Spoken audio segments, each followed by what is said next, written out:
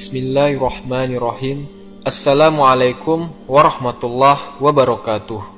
Alhamdulillahi wahda, wassalatu wassalamu ala rasulillah. Sahabat Ferry Channel rahimakumullah. Kita akan melanjutkan kisah Nabiullah Sulaiman alaihissalatu wassalam. Setelah datangnya surat ke ratu di negeri Saba, dan ratu itu bernama Bilqis. Pada saat itu, Ratu Bilqis khawatir akan keselamatan negerinya. Kemudian, dia mengirimkan hadiah kepada Nabi Sulaiman alaihissalatu wassalam. Hadiah itu pun ditolak oleh Nabi Sulaiman. Karena perintah dari Nabi Sulaiman, Ratu Bilqis diharapkan datang ke kerajaan Nabi Sulaiman yang ada di Palestina, Baitul Maqdis.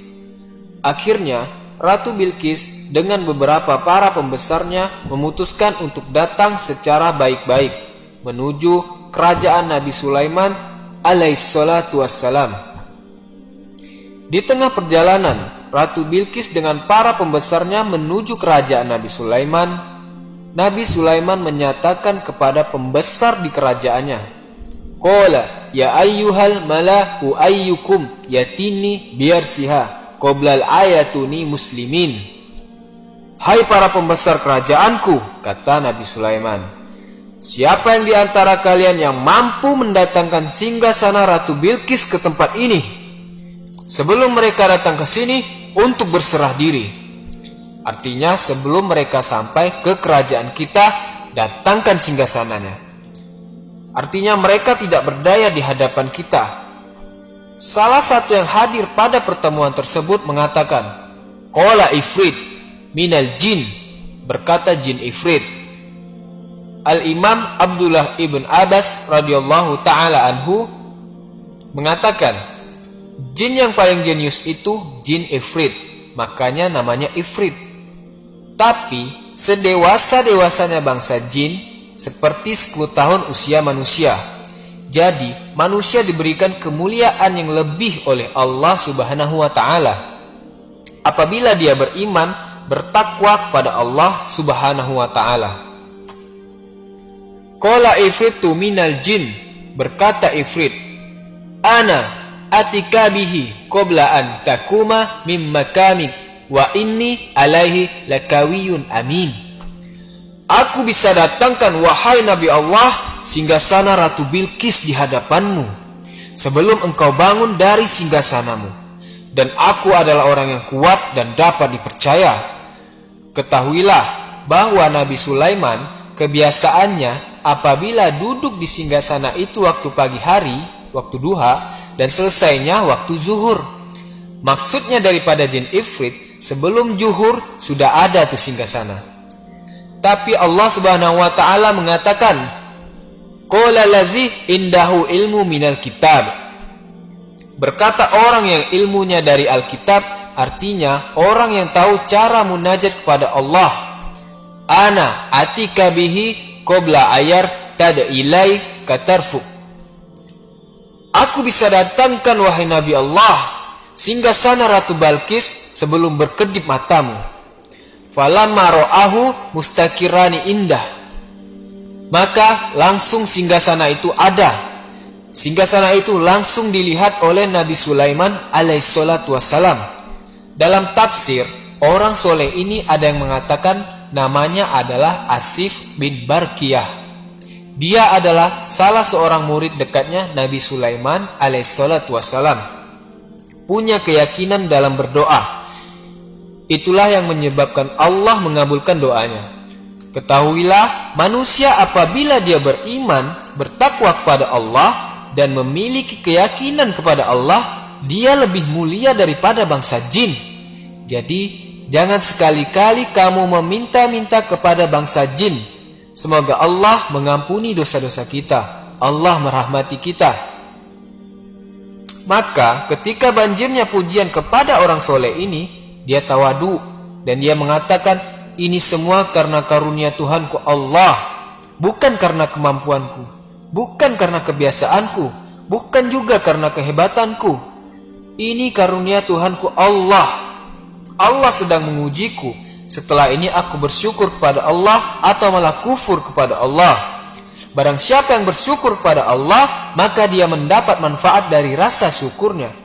Dan siapa yang kufur nikmat kepada Allah, sesungguhnya Tuhanku Allah Maha Kaya, Maha Pemurah. Kelebihan bukan untuk disombongkan, tapi untuk menambah jiwa syukur kita kepada Allah. Singkat kisah, datanglah Ratu Bilqis. Falamma ja'at, ketika dia telah datang, Nabi Sulaiman mengatakan, apakah ini singgasanamu? Saat itu sudah dirubah sedikit oleh Nabi Sulaiman, tidak seperti aslinya. Maka Ratu Bilqis mengatakan, sepertinya ini mirip singgasanaku. Kemudian Raja Sulaiman menunjukkan lagi kelebihan kerajaannya dibandingkan kerajaan Ratu Bilqis. Saat itu Raja Sulaiman mengajak Ratu Bilqis untuk mampir kepada salah satu istananya yang baru saja dibuat. Istana itu seperti kolam air, di dalamnya ada ikan-ikan. Tapi saking beningnya itu kaca, seperti orang yang berjalan di atas air. Padahal ada kaca di atasnya. Begitu Ratu Bilqis masuk, dia angkat pakaiannya sampai terlihat betisnya. Maka saat itu dilarang oleh Nabi Sulaiman, bahwasanya ini adalah kerajaan yang dibuat dari kaca. Air ini tidak akan membasahimu karena ada kaca di atasnya. Disitulah Ratu Bilqis tunduk kepada Allah Subhanahu wa Ta'ala. Inilah kehebatan Raja Sulaiman. Tidak mengajak Ratu Bilqis untuk tunduk kepadanya, untuk tunduk pada kerajaannya, tapi mengajak Ratu Bilqis tunduk kepada Allah. Maka Ratu Bilqis mengatakan, Qalat Rabbi inni zolamtu nafsi wa aslamtu ma'al Sulaiman lillahi rabbil alamin. Wahai Tuhanku Allah, aku telah menzolimi diriku sendiri dan aku nyatakan aku berserah diri dengan Nabi Sulaiman kepada Allah, pemelihara sekalian alam. Ratu Bilqis akhirnya menjadi muslimah. Dan dengan karunia Allah, Ratu Bilqis menjadi istri dari Nabi Sulaiman. Menurut kabarnya, dikembalikan Ratu Bilqis ke negeri Saba dan tetap dijadikan pimpinan di negeri Saba, didampingi oleh Nabi Sulaiman. Nabi Sulaiman setiap bulan datang ke sana 3 kali setiap bulannya. Dikisahkan juga, Nabi Sulaiman pernah menyaksikan 1000 ekor kudanya, dari mulai waktu zuhur sampai dengan waktu maghrib. Saking asiknya Nabi Sulaiman bermain dengan 1000 kudanya, saat itu dia perhatikan kuda demi kudanya yang luar biasa keindahannya, kehebatannya, sampai melalaikan dia berzikir di waktu asar, menghadap Allah Subhanahu wa Ta'ala. Maka Nabi Sulaiman mengatakan, Rudduha, maka kembalikan kuda itu kepadaku. Akhirnya apa yang terjadi? Fatofiko masan bisuhki wal anak. Akhirnya kuda-kuda itu disembelih semuanya oleh Nabi Sulaiman. Jangan sampai melalaikan diriku kepada Allah Subhanahu wa Ta'ala. Dan dikisahkan pula Nabi Sulaiman memohon kepada Allah untuk mengizinkannya memberi makan semua makhluk hidup di bumi. Namun pada saat itu Allah tidak langsung mengabulkan doa Nabi Sulaiman dan menjawab, sungguh engkau Nabi Sulaiman tidak akan mampu. Namun Nabi Sulaiman tidak menyerah begitu saja. Beliau kembali mengajukan permohonan kepada Allah hingga akhirnya Allah mengabulkan doa Nabi Sulaiman untuk memberi makan seluruh makhluk hidup di dunia saat itu. Lantas mulailah Nabi Sulaiman memerintahkan pasukannya, mulai dari manusia, jin hingga burung-burung, untuk memberitahu kepada seluruh makhluk hidup di bumi untuk menghadiri undangan jamuan makannya. Menurut cerita, makanan yang disajikan Nabi Sulaiman memiliki panjang setara dengan 1 bulan perjalanan. Begitupun dengan lebarnya. Lalu Allah bertanya kepada Nabi Sulaiman, makhluk manakah yang akan memulai memakan hidangan yang kamu sediakan? Nabi Sulaiman pun menjawab, mereka yang mendarat di darat dan di laut. Kemudian dengan kekuasaannya Allah memerintahkan satu makhluk besar dari golongan ikan untuk pertama kali menyantap makanan yang disajikan Nabi Sulaiman. Alangkah terkejutnya Nabi Sulaiman ketika melihat ikan besar tersebut melahap habis semua hidangan yang sudah disediakannya. Ikan itu kemudian berkata, hai Sulaiman, kenyangkanlah perutku, kini aku masih merasa lapar. Seketika itu pula Nabi Sulaiman langsung bersujud sambil menangis kepada Allah, memohon ampunan karena merasa sombong dan merasa mampu memberi makan semua makhluk hidup. Padahal memberi makan satu ikan saja ia masih belum cukup dan mampu. Kisah Nabi Sulaiman ini memberi kita pelajaran dan mengingatkan bahwa Allah itu benar-benar maha kaya dan tidak ada yang bisa menandingi kekayaan Allah Subhanahu wa ta'ala. Bahkan kekayaan Nabi Sulaiman yang dianggap sebagai manusia terkaya saja tidak sanggup untuk membuat kenyang satu ekor ikan pun yang merupakan makhluk ciptaan Allah. Akhirnya datanglah waktu akhir hayat Nabi Sulaiman. Falamma qadaina alaihil maut. Maka kata Allah telah mengutuskan baginya kematian. Saat itu Nabi Sulaiman sedang menugaskan para jin untuk membangun bangunan yang besar. Ketika itu Nabi Sulaiman alaihissalatu wassalam bersender di tongkatnya, seperti halnya beliau sedang berzikir sholat menghadap Allah.